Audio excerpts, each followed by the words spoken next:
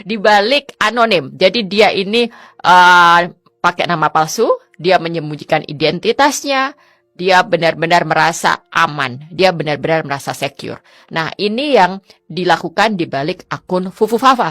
Nah, pertanyaannya kemudian kalau kita kaitkan dengan kondisi bangsa dan negara kita ke depan gitu. Saya tidak pada posisi yang gara-gara akun Fufu Fafa nanti Pak Prabowo marah pada Gibran dan sebagainya. Nah, itu bukan sebuah persoalan yang saya pikir perlu terlalu kita risaukan. Itu terserah sajalah mereka mau berantem atau Pak Prabowo mau kecewa atau mau marah.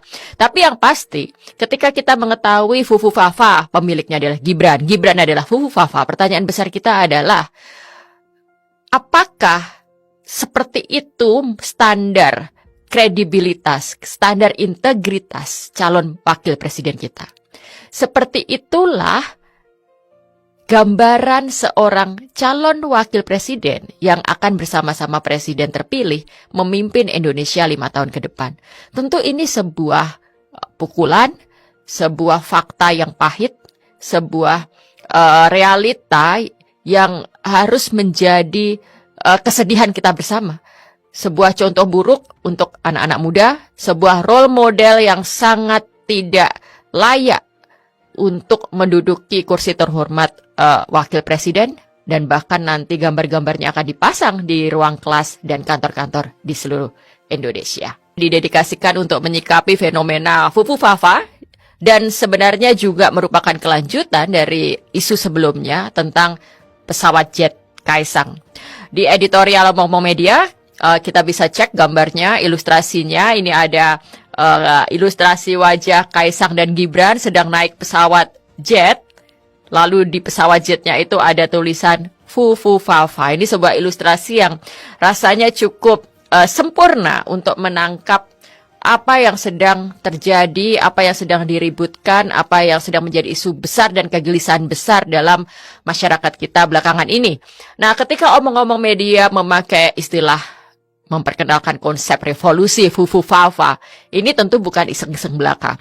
Ada alasan yang memang bisa dipertanggungjawabkan untuk mengatakan ini sebagai revolusi Fufu Fafa. Jadi yang dimaksud dalam editorial omong-omong media ini kebetulan ditulisnya dalam bahasa Inggris. Nah, kita coba untuk elaborasi sekarang.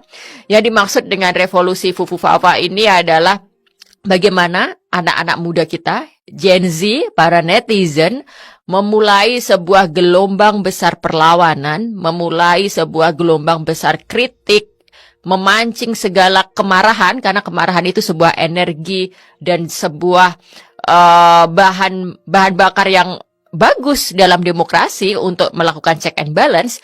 Itu semua dipicu oleh temuan-temuan Gen Z di sosial media.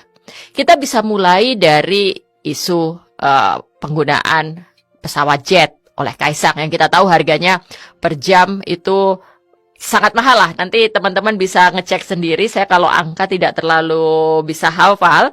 Nanti di editorial Momo juga sudah ditulis jelas berapa harga per jamnya. Dan di satu podcast, di podcast saya bersama Abraham Samad juga saya sudah mengurai siapa yang punya dan bagaimana seharusnya. Tapi saya tidak akan bicara ke arah itu sekarang.